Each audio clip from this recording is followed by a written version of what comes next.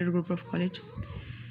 आज हम साल अव्वल यानी फ़र्स्ट ईयर की क्लास सरमाया उर्दू में से हम लोग ने सबक पढ़ा था लाहौर का जोग्राफ़िया। वो हमारी रीडिंग मुकम्मल हो गई थी, उसको ही मैंने आपको वजाहत कर दी थी। तो आज हम उसकी जो है वो मशक करने जा रहे हैं। मशक में सबसे पहले स्टूडेंट सवाल जवाब है।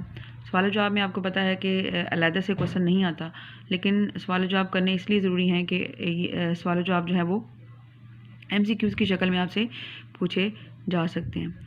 तो आप जो है वो इन तमाम सवालों जवाब के आंसर आपको इबारत में मिल जाएंगे, वरना मैं एक दफ़ा आपके सामने जो है वो एक दफ़ा करके आप लोगों को बता देती हूँ। पहला क्वेश्चन है, म्यूनसिपल कमेटी ने हवा की किल्लत दूर करने के लिए क्या इक़दाम किए थे। जिसमें हम लोगों ने पढ़ा था कि म्यूनसिपल कमेटी ने कहा था कि क्योंकि जो है आबो हवा की किल्लत है, इसलिए आप जो है आबो हवा का इस्तेमाल करते हुए जो है कुफ़ार शारी बरतें। दूसरा क्वेश्चन है, लाहौर में बहम रसानी आपके मनसूबे की तकमील में ताख़ीर क्यों हो रही थी। बहम रसानी आप के सिलसिले में जो निज़ाम सिक्का की बनाई हुई जो मंसूबा था वही था, और वो जो है वो कह लें कि उसकी हालत इतनी ख़राब हो चुकी थी कि पढ़े जाने के काबिल नहीं था, इसलिए जो है वो कोई भी नया मंसूबा बनाने में जो है उसमें उसको नाकामी हो रही थी। उसके बाद है कि म्यूनसिपलिटी ने जा बजा नल लगाकर अहले लाहौर को क्या जो है वो हदायत की।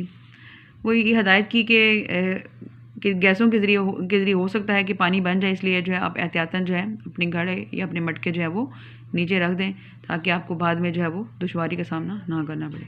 नेक्स्ट क्वेश्चन है कि लाहौर के बाज़ारों में से गुजरने वाली सड़क ने किसने बनवाई थी। तो ये जो है वो शेर शाह सूरी ने जो है वो बनवाई थी। तांगे की साख्त मुसन्निफ़ के अल्फाज में बयान करें। इसमें उन्होंने बताया कि जो है वो लाहौरों की सड़क से गुजरते हुए जो है वो कई जो है वो के तख्ते उलट गए थे, और उन्हीं तख्तों से जो है वो उन पर जो है मोम जामे बनाकर जो है उसके आगे जो है वो दो हुक लगाकर उसके आगे घोड़ा लगा दिया जाता, और इस तरह जो उसको तांगे की शक्ल जो है वो दे दी जाती थी। नेक्स्ट क्वेश्चन है स्टूडेंट्स के लाहौर की हर इमारत की बैरूनी दीवारों पर दोहरी कैसे क्यों बनाई जाती है, इसकी वजाहत करें। तो इसमें आपको पहले इमारत को जो है वो ईंटों और प्लास्टर से बनाया जाता है, और उसके बाद जो है उसको जो है उस पर मुख्तलिफ इश्तिहारों की जो है उस पर लेप लगा दी जाती है। इस तरह जो इमारत जो है उसकी जो मोटाई है वो गहरी होती चली जाती है, यानी वो मोटी होती चली जाती थी। उसके बाद क्वेश्चन है, पुख्ता शाही के इश्तिहारात का फौरी फ़ायदा क्या हुआ। फौरी फ़ायदा ये हुआ कि अब जो है वो उसको मिटने में जो है वो ज़्यादा जो है वो देर लगती थी, और वो उसको आसानी से जो है वो उसको पढ़ सकते थे। यानी अगर आपने किसी ने कोई निशानी बनाई हुई है कि एक ये इश्तिहार जो है वो फ़लाँ जगह पर जाता है, तो जो है वो उसमें जो है वो हमें दुश्वारी पेश नहीं आएगी। लाहौर की मशहूर तरीन पैदावार क्या है। लाहौर की मशहूर तरीन पैदावार क्या हैं। तलबा हैं, स्टूडेंट्स हैं। तलबा की कितनी किस्में होती हैं। इसमें जो है तलबा की 4 किस्में हमें बताई गई थी कि सबसे पहले जमाली तलबा थे, फिर जलाली तलबा थे, और फिर ख्याली तलबा थे, और एंड पे थे खाली तलबा। उसके बाद ही नीचे स्टूडेंट्स MCQs आपको दिए गए हैं कि लाहौर तक पहुंचने के लिए डैश इस्तेमाल किए जाते हैं। यहाँ पे 3 आपको ऑप्शन है, कई 2 3, तो 2 रास्ते इस्तेमाल किए जाते हैं। उसके बाद है पंजाब अब डैश दरियाओं की सरजमीन है, मतलब 4.5 या 5 या 7, तो इसका आंसर है कि 4.5 दरियाओं की सरजमीन है। उसके बाद निफ दरिया को इस्लाम में डैश कहते हैं, रावी ज़ईफ़ कहते हैं। लाहौर में वहम रसानी आपके लिए इब्तदाई मनसूबा डैश ने बनाया, निज़ाम सिक्का ने बनाया था। लाहौर के हर मुरबा इंच में एक डैश मौजूद है, एक अंजुमन मौजूद है। नेक्स्ट क्वेश्चन है स्टूडेंट्स तलखीस के बारे में। तलखीस का स्टूडेंट्स आपको 10 नंबर का सवाल आता है, जिसमें जो है 9 नंबर जो है वो तलखीस के होते हैं, और 1 नंबर जो है आपने उन्वान का देना होता है। तलखीस का असूल यह है कि वो असल इबारत की करीब करीब 1/3 हो, यानी कि उसका 1/3 हो, और इबारत के तमाम अहम नुकात तलखीस में शामिल हों। इबारत का एक मौजू उन्वान तजवीज़ करना भी ज़रूरी होता है। यहाँ पे मिसाल के तौर पर आपको जो है नीचे एक इबारत दी गई है, आपने इबारत को गौर से पढ़ना है, कम से कम इबारत को 2 से 3 मरतबा पढ़ना है। इसका तरीक़ाकार ये होता है कि आपने जो है इबारत पढ़ने के बाद जो है इसके अल्फाज को, इसके हरूफ को जो है काउंट कर लेना होता है। तो यहाँ पे एग्जाम्पल के तौर पर जो है आपको ये बताया गया है कि इसके कुल अल्फाज की तादाद जो है वो 105 है। ठीक है, आपने जो है वो उन्वान देना है लाहौर का जोग्राफी। ये एग्जाम्पल के तौर पर आपको बताया गया है कि ये जो है वो इसका उन्वान क्या है, लाहौर का जोग्राफिया है। और यहाँ पर जो है आपने कुल अल्फाज का जो है 1/3 लिखना होता है, यानी कि 105 के जो तिहाई बनता है वो 35 यानी 35 अल्फाज बनते हैं। तो जो आपके तलखीस शुदा इबारत है वो 35 अल्फाज पर मुश्तमिल होनी चाहिए।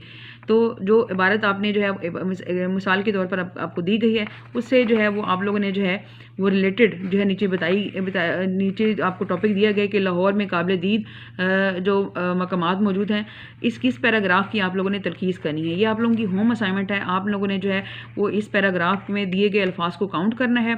काउंट करने के बाद जो है उसकी 1/3 यानी उसका 1/3 अल्फाज पर मुश्तमिल जो है तलखीस करके जो है मुझे उसकी असाइनमेंट आप लोगों ने सेंड करनी है, ठीक है। उसके बाद जो है अल्फाज की मैनी है, ये आप लोगों को ड्यूरिंग जो है वो रीडिंग मैंने आप लोगों को, लेकिन फिर भी आप लोगों ने जो है वो साथ का जो है इसको इनको हल कर लेना है, क्योंकि MCQs की शक्ल में आपसे पूछे जा सकते हैं। लास्ट क्वेश्चन है कि इसको सियाक़ो सबाक़ के हवाले से जो है वो इसकी तशरीह करें।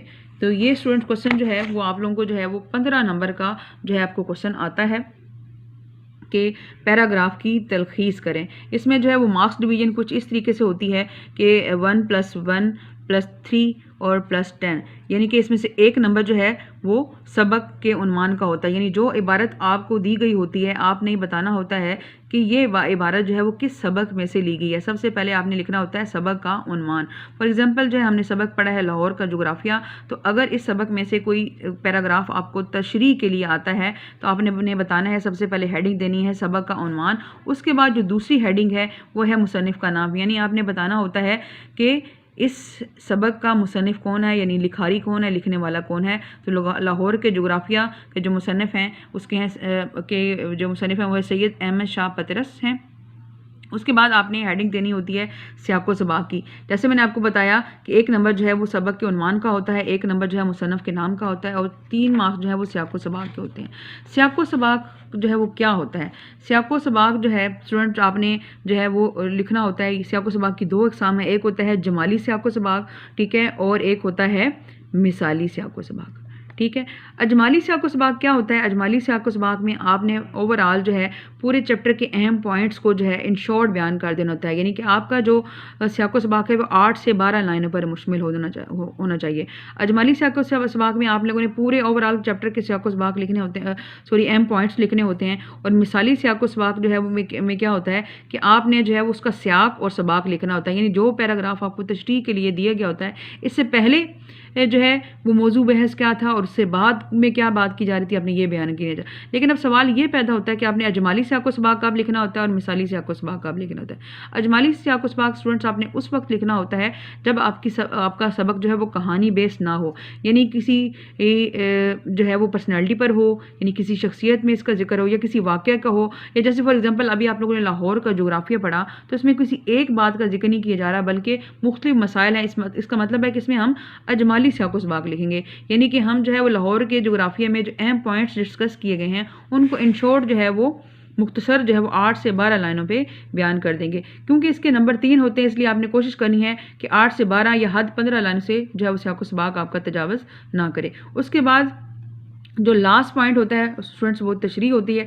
ये 10 नंबर आपको तशरीह होती है और आपने कोशिश करनी होती है कि जो पैराग्राफ आपको दिया गया है तशरीह के लिए उसको जो है वो अच्छी तरीके से जो है एलेबोरेट करें, उसकी वजाहत करें, ताकि जो है वो हर पॉइंट्स की अच्छी तरीके से वजाहत हो जाए। उसका तरीकाकार ये है कि आप हर एक लाइन को जो है कम से कम 3 से 4 लाइनों में एक्सप्लेन करें। यहाँ पर जो है आप लोगों को पैराग्राफ दिया गया है मिसाल के तौर पर, तो आप लोगों ने जो है इस पैराग्राफ की जो है वो तशरीह करनी है। और तो ये भी आप लोगों की होम असाइनमेंट है कि आप लोगों ने इसका सियाक़ो सबाक़ भी लिखना है और इसकी तशरीह भी लिखनी है। तशरीह का तरीक़ाकार आप लोगों को बता चुकी हूँ कि किस तरह से आप लोगों ने तशरीह लिखनी है और सियाक़ो सबाक़ किस तरीके से आप लिखना है।